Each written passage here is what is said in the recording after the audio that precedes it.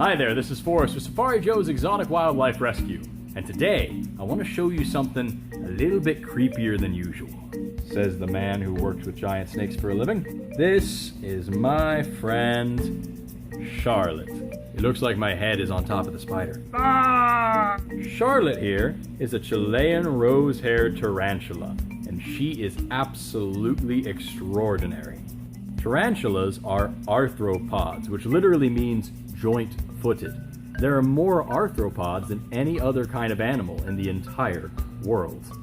They account for all insects, all arachnids, and all crustaceans, which means that shrimp and crabs are actually more closely related to spiders and cockroaches than they are to fish. Think about that next time you eat at Red Lobster.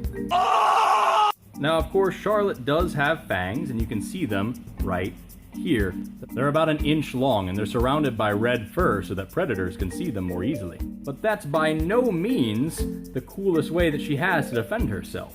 Charlotte is actually covered in our most versatile defense mechanism, what we call urticating hairs.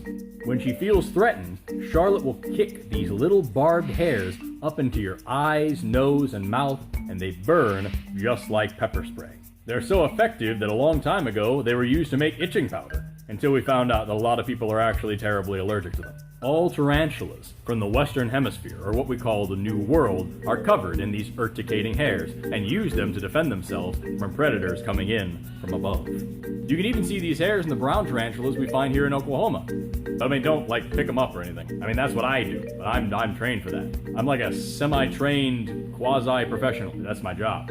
Look, I'm just an idiot, okay? Don't pick up spiders. Like all arthropods, Charlotte here is covered in a hard exoskeleton. As she continues to grow, she'll eventually get too big for her wrapping, so she'll have to literally break out of her own skeleton in order to grow larger.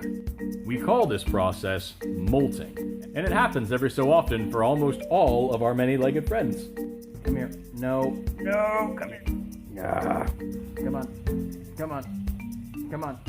Hey there.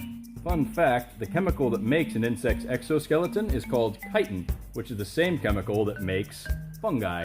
Which means if you like mushrooms on your pizza, you're basically eating tarantula skeletons.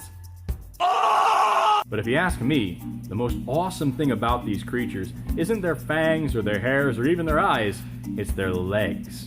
You see, spiders don't have muscles to extend their legs out like this. Instead, they rely on a system of hydraulics.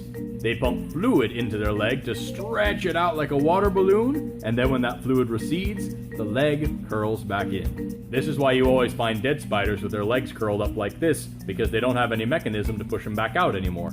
Hydraulics! Thanks, spiders! Now, if you like Sweet Charlotte here and you want to help us take care of her, you can do so by making a donation in the link in the description below. Remember, Safari Joe's is a non-profit organization. This entire facility is donor-funded, and all these animals are taken care of thanks to your help. And if you'd like to meet Charlotte in person, you can do so anytime, right here inside Reptile World at Safari Joe's H2O Water Park. Or call the number below and ask about our science education programs. Charlotte might just visit your classroom, or even be the special guest at your next birthday party. Thank you so much for watching. I'm Forrest. Have an awesome day. Stay wild. The itsy bitsy spider crawled up the teacher's face. He had forgotten that the hair would itch like mace.